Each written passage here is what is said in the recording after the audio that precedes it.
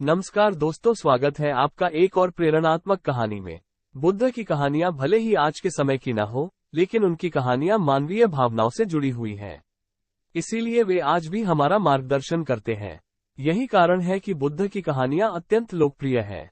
इसीलिए आज हम आपके लिए बुद्ध की एक लोकप्रिय कहानी लेकर आए हैं, जिसका शीर्षक है जब कोई अपमान करता है। ये जीवन से जुड़ी कहानी है और इसलिए सभी को पसंद आती है। हमें उम्मीद है कि आपको गौतम बुद्ध की यह कहानी पसंद आएगी। एक बार बुद्ध किसी गांव से गुजर रहे थे। उस गांव के लोग उसे पसंद नहीं करते थे। उन्होंने बुद्ध को घेर लिया और गालियां देने लगे। सबसे ज्यादा गुस्सा गांव के नेता को हुआ। उसने उल्टे बुद्ध को गाली देना शुरू कर दिया, लेकिन बुद्ध इस सब से बेपरवाह होकर मंद मंद मुस्कुराते रहे। सरदार बहुत देर तक बुद्ध को गालियां देता रहा, लेकिन कुछ देर बाद उसका मुंह सूखने लगा, जिससे वो चुप हो गया। ये देखकर बुद्ध ने कहा, यदि तुम्हारी बात पूरी हो जाए तो मुझे आगे बढ़ना चाहिए। मुझे आगे गांव जाना है, वहां लोग मेरा इंतजार कर रहे होंगे। ये देखकर गांव का एक आदमी बोला, हम आपका अपमान कर रहे हैं, गाली दे रहे हैं, लेकिन आप जवाब देने की बजाय मुस्कुरा रहे हैं। आप इस पर प्रतिक्रिया क्यों नहीं देते? बुद्ध ने कहा, वत्स, तुम्हें आने में थोड़ी देर हो गई। 10 साल पहले आते तो मजा आता, क्योंकि 10 साल पहले मैं भी तुम्हारे जैसा था। यदि उस समय तुम मेरे बारे में बुरा बोलते या मुझे गाली देते तो मैं भी क्रोधित हो जाता। इससे ज्यादा तो मैं तुम्हें गाली देता। संभव है कि वो शारीरिक हिंसा का भी सहारा ले, लेकिन अब मैं आगे बढ़ चुका हूँ। मैंने अपना सारा गुस्सा और नफरत पीछे छोड़ दी है।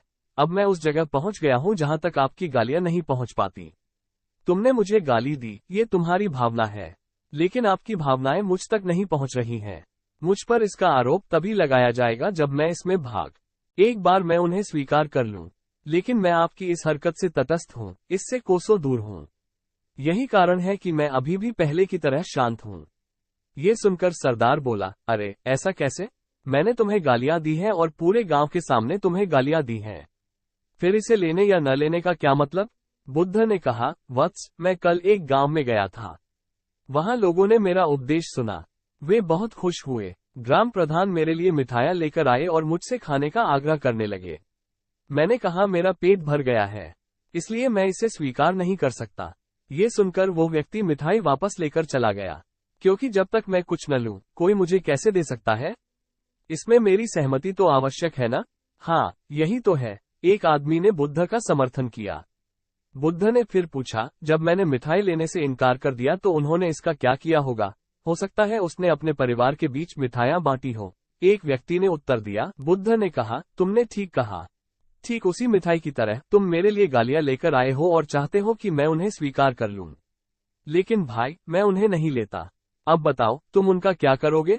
इसका उस शख्स के पास कोई जवाब नहीं था। बुद्ध ने फिर कहा, मुझे तुम पर दया आती है, वत्स। अरे मुझे तो गुस्सा तभी आएगा जब मुझे ये गालियां मिलेंगी, और जब मैं गालियां नहीं खाता तो क्रोध का प्रश्न ही नहीं उठता। सरदार ने बुद्ध की बात पर कोई प्रतिक्रिया नहीं दी। शायद वो कुछ सोच रहा था। बुद्ध ने कहा, मैं अपनी आंखों से देखता हूं कि गाली एक कांटा है, जो देने वाले और लेने वाले दोनों को क्रोध से पागल कर देती है। तो फिर तुम ही बताओ, मैं आंखों से भी कांटों पर कैसे चल सकता हूं? आंखें रहते हुए मैं गालियां कैसे खा सकता हूं, और होश में रहते हुए मैं क्रोध कैसे कर सकता हूं? अतः मुझे क्षमा कर दो वत्स, मैं तुम्हारा उपहार स्वीकार करने में असमर्थ हूं। इतना कहकर बुद्ध ने हाथ जोड़ दिए। बुद्ध की बात सुनकर सरदार लज्जित हो गया। उसकी आंखें भर आईं। वो कुछ कहना चाहता था, लेकिन उसके होठों ने जवाब दे दिया। और जब उससे और सहन न हुआ तो वो बुद्ध के चरणों में गिर पड़ा।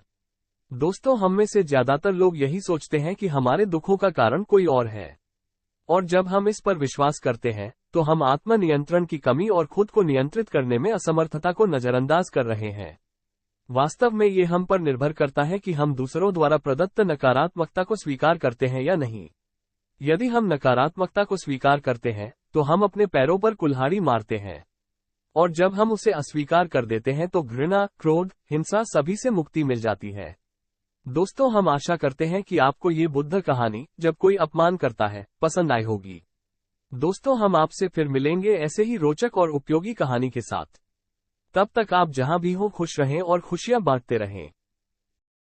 वीडियो पसंद आई हो तो लाइक करें और चैनल को सब्सक्राइब करें ऐसी ही और वीडियो के लिए। धन्यवाद।